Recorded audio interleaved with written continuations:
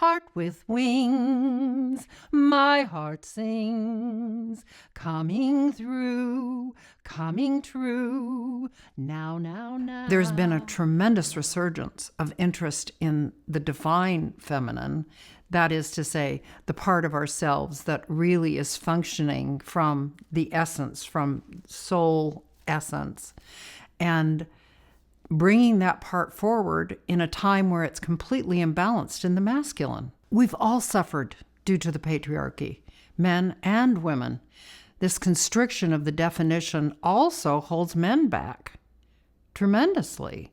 So I'm not pointing fingers. I'm saying we're all needing to get into inner harmony with our, what Jung called the anima and the animus, the male and female aspects that live within us, to come to a point of what is called in alchemy hieros gamos, which is inner union. You'll begin to notice, if you have really strong reactions to things, that it points out where your shadow is stuck in either the masculine or the feminine aspects of self. And then you start working with that. And you start noticing what makes you react. That's a simple place to start. And then get to the root of it. Why am I reacting here? And it's usually tied to some wounding. And so consequently, they have to bring that into healing, balance, forgiveness, and letting it go in order to stand more fully in who they are as a divine feminine being or a divine masculine being. But cleaning up those shadows is the first way. And then in the feminine, we have, in the 13 Moon Mystery School, we have a practice called feeding the feminine first. And that has to do with when you get up in the morning, you don't rush to your phone, you don't rush to your computer, you don't rush to like our culture tells us. We're such a doing culture, masculine doing culture. And spending maybe even only 15 minutes or a half an hour doing something you really want to do, something that gives you joy, reading poetry, doing a prayer puja at your altar, running, whatever it is that you really want to do in that morning. It starts your day off in the feminine. It starts your day off in beingness and receptiveness. And that, to me, is the beginning of it all, that if you can start your day in beingness and in a slowed down place of emptiness and presence, your whole day will be different. Some people meditate to get there. That's their 15 minutes in the morning or whatever. Great, whatever works.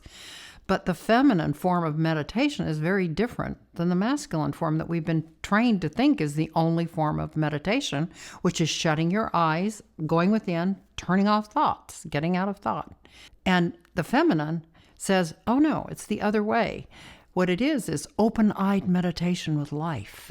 You become, as you really become empty, present, and open-hearted, you become in open-eyed meditation with life, and recognizing that it is all consciousness and this is all a meditation. We are living in a constant initiation with life.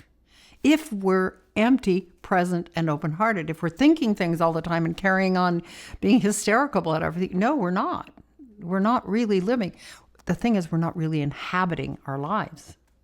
We're not inhabiting our lives if we're running like scurry squirrels all the time, trying to keep up with the Western world says is okay. Productive, be more productive. Multitasking. Then you're missing the very reason for being on Earth, really. So the feminine is really calling us back to that quiet place of knowing that really just takes in the extreme beauty that we're blessed to be in any moment. And that's the kind of energy that we need to be bringing to bear on the issues that are going on right now, that the divine feminine needs to stand up and tell the truth, really speak the truth clearly, like laser-like sword of truth. No, we've all been enculturated to be really nice girls, right?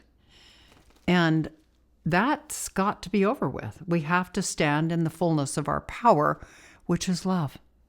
That's the thing people misunderstand, is that divine feminine power is love. So to step more fully into that is why we're here. Heart knowing is the way. Free from judgment. Spirit flows through. Who can tell me how? How can I know? How can I be sure? Unending questions of mind's play. But the breath is real. Feelings explode when knowing is from the heart. Where words can confuse, love fuses. Infinity loop of trust beyond authority leaps us beyond thought into the now, where heart knowing is all that is.